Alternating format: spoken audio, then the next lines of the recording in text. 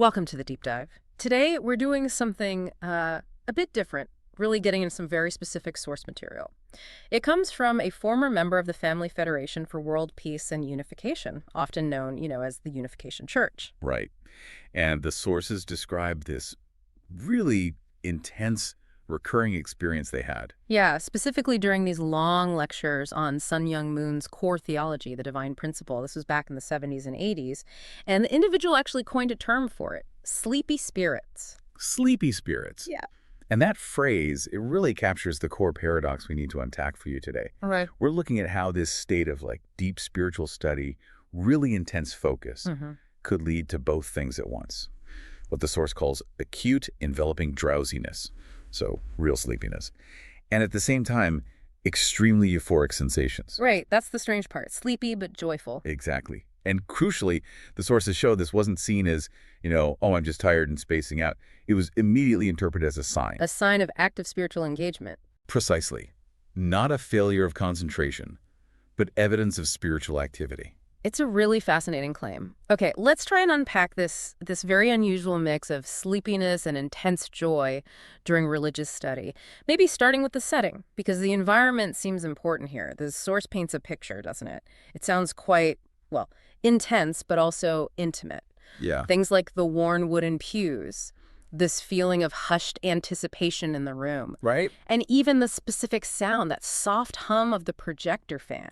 These small details. Sensory anchors, you could call them. Yeah, sensory anchors for what were often multi-hour lectures.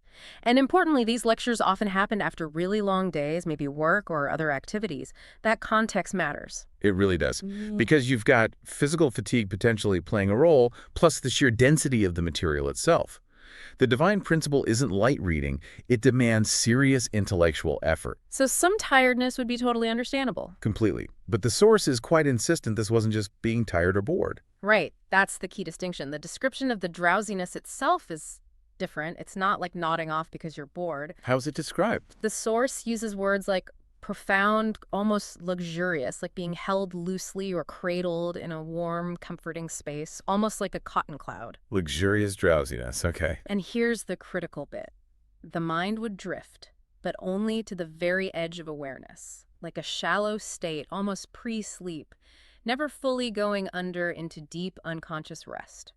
Interesting. So the body's relaxing deeply, maybe even seeking that rest, but the mind is still hovering, still somehow connected to the lecture. That's exactly the sense you get. And then you have to contrast that deep physical relaxation with the emotion that came with it. The euphoria. Yes, an exquisite euphoria, like a sudden wave of pure, untainted joy. Wow. The feeling described is one of being utterly connected, almost bathed in an inexplicable light, as if the spiritual self wasn't struggling with the complex ideas, but was actually being fed by them. Nourished, soothed, elevated. Those are the kinds of words that come up.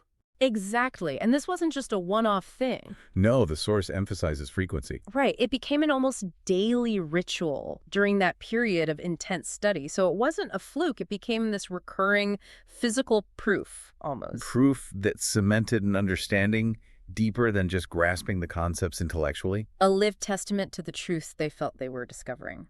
And the interpretation they placed on it is just as fascinating as the experience itself. Because, again, it wasn't seen as, oh dear, I can't stay awake, this is a problem. It was the opposite. It was validation. Okay, but let me just push back slightly here. We're talking about intense study, maybe long hours, possibly sleep deprivation. Sure. Couldn't the simplest explanation just be extreme physical exhaustion?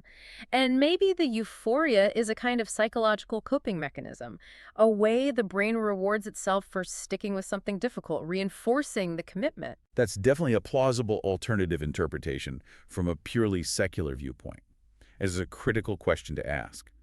But the source material itself, within its own framework, addresses this. It interprets the two components, the drowsiness and the euphoria, as related but distinct spiritual processes. Okay, so how did they see the drowsiness then, if not just exhaustion? They viewed it as a kind of gateway, a deliberate lowering of the ordinary, everyday, maybe noisy physical consciousness. Lowering the noise too. Let something else in. Exactly, to allow for a spiritual influx. The idea was that the body needed to reach this deeply relaxed, almost meditative state to properly receive or absorb the spiritual truth being taught. So the body finds its own way to become receptive. That's the interpretation. And the euphoria that came with it, that was seen as the feeling of that influx. Ah, okay. The unmistakable signature of the divine presence itself, or the joy of the truth connecting directly. It was the confirmation signal. So that cotton cloud feeling wasn't just physical comfort, it was the feeling of being receptive to this spiritual download. That seems to be the essence of it, yes. The whole combined phenomenon, the sleepy spirits, served one primary function for this individual. It powerfully reinforced their awareness that the spiritual realm was definitely active while they were studying the divine principle. So rather than being a distraction, these spirits were almost like guides. Or companions, silent witnesses, and active participants in their spiritual awakening. That's how the source puts it. It grounded these very abstract cosmological ideas in a direct, powerful personal experience. Subjective validation. Okay, this is fascinating on a personal level, but then we wondered, how unique is this? Is this just one person's idiosyncratic experience, or does this pattern show up elsewhere? Right, and this is where it gets broader. We used an AI platform to do some comparative analysis looking through large databases of spiritual and religious testimonials using natural language processing. Trying to find similar patterns across different traditions. Exactly, and the analysis suggested that this type of experience, this specific combination of deep relaxation and intense positive emotion during a spiritual practice is actually, well, not that uncommon. Which is really significant. Oh. While the specific name, sleepy spirits, might be unique to this person or their immediate group, Right, probably localized. the underlying phenomenon, this blend of physical surrender and spiritual elation, pops up elsewhere. The AI found related descriptions, often using more general terms. Like what? Things like spiritual sleep or divine drowsiness. Different names, but describing a similar state. Okay, so within the Unification Church context, how is this drowsiness generally interpreted theologically, beyond this one personal account?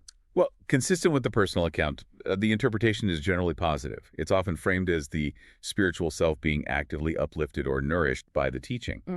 Or simply that the body is naturally entering a state that's conducive to spiritual absorption, letting its guard down, so to speak. There was another interpretation too, right, about spirits. Yes, a particularly supportive view is that it indicates the presence of good spirits, like helpful ancestors or even angels, who are actually assisting the person in understanding the complex ideas. They bring a sense of peace and receptivity. Which connects back to that idea we touched on earlier, the spiritual downloading. Exactly. If the conscious intellectual mind is maybe tired or overwhelmed, the theology suggests the information is still getting through, but on a deeper level. That's a great way to phrase it. Imprinted subconsciously, bypassing the potentially exhausted analytical mind.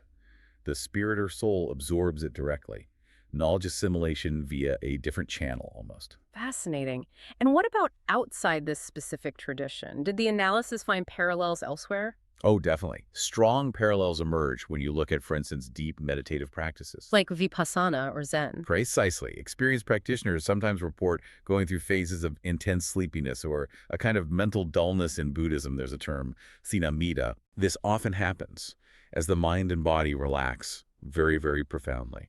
And sometimes this state actually precedes moments of deep insight or clarity. But hang on, isn't the interpretation a bit different there? In Buddhism, isn't that sleepiness often seen as like a hindrance, something to overcome? That's a really important nuance, yes. Often in Buddhist contexts, that profound drowsiness is framed as a hindrance, maybe a form of subtle resistance leaving the system, or a dullness that needs to be mindfully worked through to achieve real clarity. Right. But in the unification sources we're discussing, the drowsiness, specifically when paired with the euphoria, isn't seen as resistance. It's seen as assistance arriving. Ah, okay, so it's framed as facilitation, not obstruction. Exactly. The positive emotional component flips the interpretation. That's a key theological difference in how the physical state is understood. Interesting. Were there other parallels, maybe in more Western traditions? Yes, absolutely. Think about some charismatic Christian traditions. Right. Phenomena like resting in the spirit or being slain in the spirit. These often involve a sudden loss of conscious physical control. People might slump down, seem drowsy, or even briefly lose consciousness. Right, I've seen descriptions of that. But again, look at the context. This physical surrender is almost always accompanied by reports of intense feelings of peace, joy, or overwhelming love, interpreted as the direct presence and action of the Holy Spirit. So the mechanism is similar. Letting go physically leads to a spiritual confirmation. The pattern is strikingly similar. Surrender of the physical, coupled with intense positive emotion, equals divine affirmation.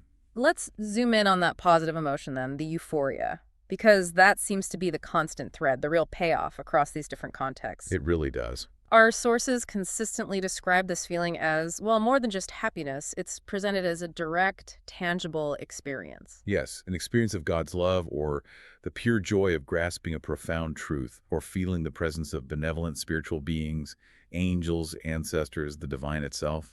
And if we pull the lens back even further, this fits into a much broader pattern, doesn't it? Absolutely. This is the language of mysticism found everywhere, across traditions: Islamic Sufism, Jewish Kabbalah, Christian contemplative prayer, Hindu Bhakti Yoga. Descriptions of peak mystical experiences almost invariably involve these overwhelming feelings. Joy, love, unity, peace. Exactly. Intense, positive, affective states. And regardless of the specific theological interpretation, these feelings are almost universally taken as powerful evidence. Evidence of what? Evidence of a genuine divine encounter or a moment of profound spiritual communion. Even when neuroscientists study these as peak experiences in the brain, the subjective impact on the person is the same: a deep, often life-changing sense of meaning, connection, and reality. And thinking about the unification context specifically, what's the ultimate function of these sleepy spirit experiences? Why are they so important? Their power lies in providing direct experiential proof. Proof of the spirit world being real and active. Precisely. Which is a core, explicit teaching of the divine principle. You can study the theology, you can read the arguments, you can try to understand it intellectually. But that only goes so far. Right. But feeling this overwhelming wave of joy and connection linked to this specific physical state of receptive drowsiness while studying those very teachings, that grounds the abstract concepts in your personal reality. It makes it undeniably real for the person experiencing it. Exactly. It provides this deep emotional comfort and strengthens conviction in a way that pure intellectual study might never achieve. The experience becomes the evidence. The feeling is the confirmation. So, looking back at all this, what does it really tell us? We started with this very specific personal account, and it shows how an intense focus, both intellectual and spiritual, can actually manifest in these really profound, sometimes seemingly contradictory physical ways. It really highlights how the body isn't just a container for the mind or spirit during these pursuits. It's an active participant, sometimes responding in unexpected ways. Yeah, the body as a vessel, or maybe even a tuning fork for spiritual absorption. And it raises a bigger question, doesn't it? Whether you interpret these experiences as genuinely transcendent encounters with the spiritual realm, or as complex neurological events, maybe peak experiences triggered by the interplay of exhaustion, focus, and expectation. Right, the why might be debatable. The why might be debated, but the psychological function seems consistent. This powerful combination of deep relaxation and intense joy acts as a potent personal confirmation of truth. It tells the individual on a deep level, this is real. This matters. The brain, the body, the spirit, however you frame it, are all signaling importance. Our source found their unique pathway in these sleepy spirits. This paradoxical state was their personal gateway to deeper connection and conviction, which leaves us, and maybe you listening, with a final thought to mull over. If that specific blend of physical relaxation and spiritual high provided such a profound affirmation for one person, what might be the subtle, maybe even contradictory physical state that best helps you learn deeply or connect with something beyond the everyday? That's a great question. Is there a kind of physical tuning or gateway we each might need to find, perhaps unconsciously, to truly absorb complex ideas or have meaningful experiences? Maybe it's not always about forcing more effort or more alertness. Maybe sometimes it's about finding the right kind of surrender. Perhaps. It certainly encourages us all to keep exploring that fascinating, complex intersection of our bodies, our brains, and our search for meaning or spiritual connection. Thank you for joining us for this deep dive.